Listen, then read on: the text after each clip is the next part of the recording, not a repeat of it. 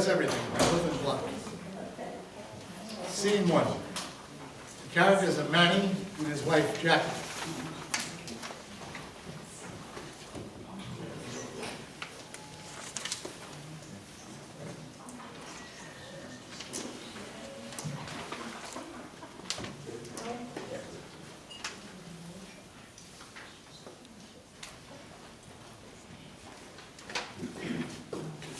Manny's at home, reading. The room is filled with boxes of books, stacks of papers, scattered clothes. Manny's a saver. He saves receipts of all kinds, restaurant bills, gasoline purchases.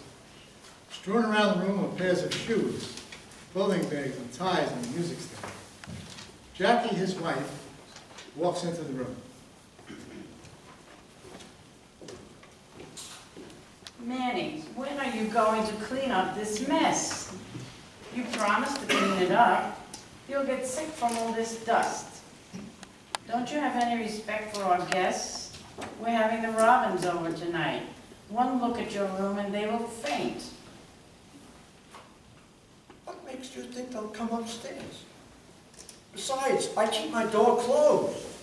You know Betty always comes up to look at your bookcase to see what books she wants to borrow. I don't know. If she returns what she borrows, I was looking for a copy of Julius Caesar the other day. I knew we had one and couldn't find it. I had to buy another one. How could you find anything in this mess? It may seem messy to you, but I know where everything is. So why do you keep complaining about missing things? It's either someone took it or I threw it out. You know how I know that you throw things out? How? I check the garbage. You know how many times I find valuable papers thrown out? If I didn't throw things out, there would not be any room to live. Don't forget, I live here too. Old newspaper articles you can get in the library reference section. You never know when you might need it. That's just it. You never know.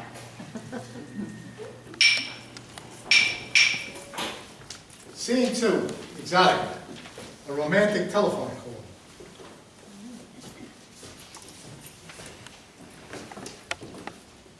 Manny, baby, I haven't heard from you in so long.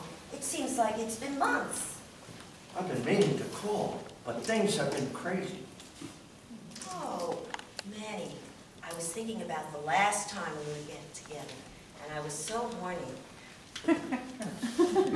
I thought I'd stop in on you at your lunch break and give you a little surprise. I don't think that's such a good idea. And why not? There's no more private room.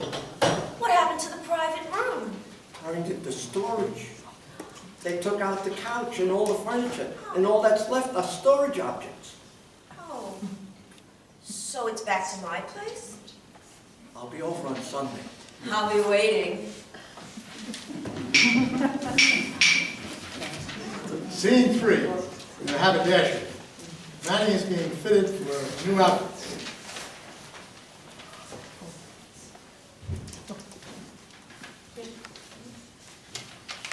Size is good. Make sure the tailor cuts the trousers the way I like. Alfredo knows just how you like it. I want the same style suit in dark blue and tan. And do you want shoes to match? Black shoes for the blue suit and brown shoes for the tan. And where shall I ship the order? Send it to my hotel in Florida. And what about New York and California? Do you want it, maybe we should make up duplicates of the suit. So you can have one suit in New York, one suit in California, and one suit in Florida, and in triplicate. What do you think of that? Good thinking. Make it triplicate. Okay. Scene 4. Knowledge. 8 a.m. and a student assistant confronts Manny. Professor Burns! Oh, there you are. I took pie 27 places, just as you suggested. But it keeps going around and Don't forget, we're planning a trajectory into space for 2 years. We want to return to Earth, of course. On the return trip, we have to be accurate to the 57th decimal place, or we could have our astronauts miss the Earth and be lost forever, even wind up in a black hole. Yeah, you know, there's nothing we can devise to resist the gravitational pull of a black hole. I am so glad you explained it so clearly to me, Professor Burns. None of the other professors seem to have the depth and understanding that you have. Well, I spent more than 3 hours going over the material. I'm glad you can appreciate what I'm trying to do. Absolutely. You know, I understand we will have 2 Nobel Peace Prize winners assisting you next year. Do you think I could stay on? Oh, I hope so. I'll not have too much time to work with them. I've taught you enough to scratch the surface, so share it with them, and they'll be very thankful. Thank you so much, Professor Burns.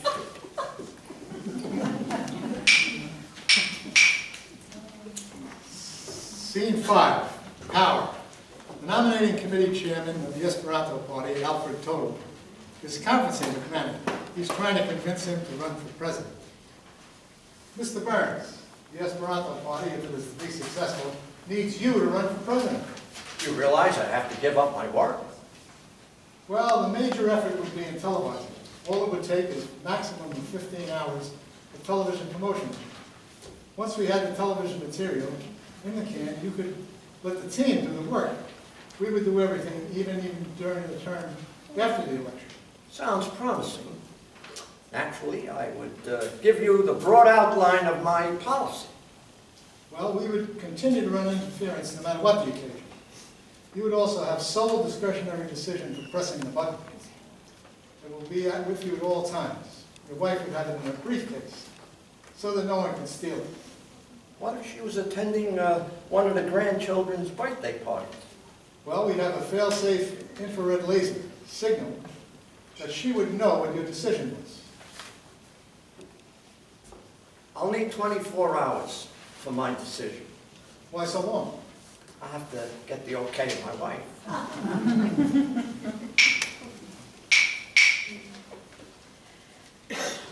Strength, 6:30 a.m. and Willie Barefoot, gymnastic trainer, is working with Manny Burns.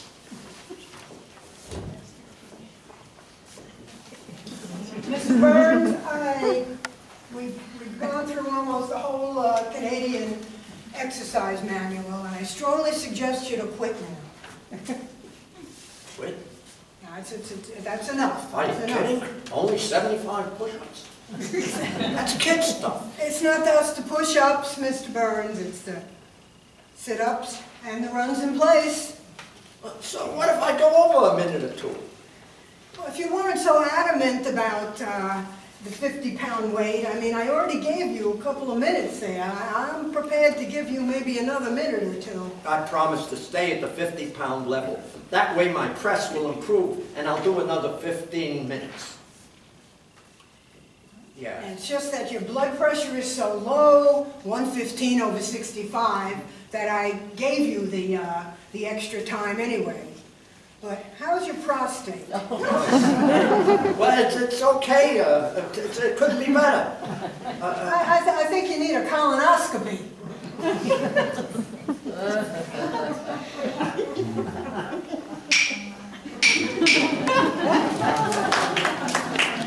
Scene 7, talent.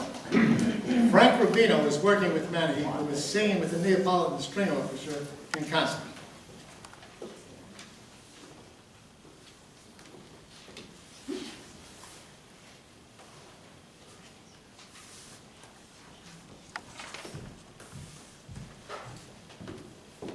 Manny, the area for Tosca is in tenor and you're a baritone. Why do you insist on the orchestra being tacit when you reach the high notes? We could double the notes with the violin section. No, dear. I have my breathing down flat. If I take a quick breath at the downbeat, the whole orchestra plays the next chord. I'll come in on the pickup to the next 3 measures. That high note doesn't faze me. Well, I'll be ready with the violin section, just to be on the safe side if your voice begins to crack or wobble. Don't worry. Don't worry. It won't happen. Don't forget, this concert is to raise funds for the Learning Center. And the Don said he would donate big money if I stayed with the high note for 2 out of 3 of those measures. But I will go all 3 measures. Don't worry. Just make sure you don't eat any bean soup before the concert. I've been training for this. My air will hold out fine. There's only one thing that would make me go flat. What's that? Bean soup.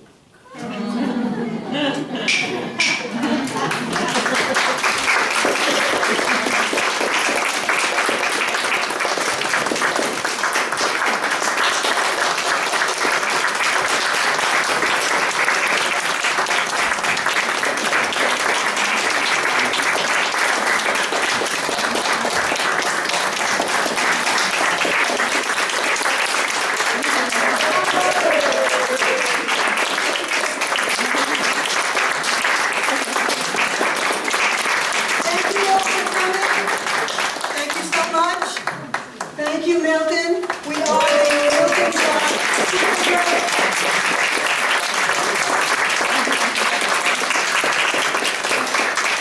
If we had champagne, we certainly would deliver it. The library doesn't allow that.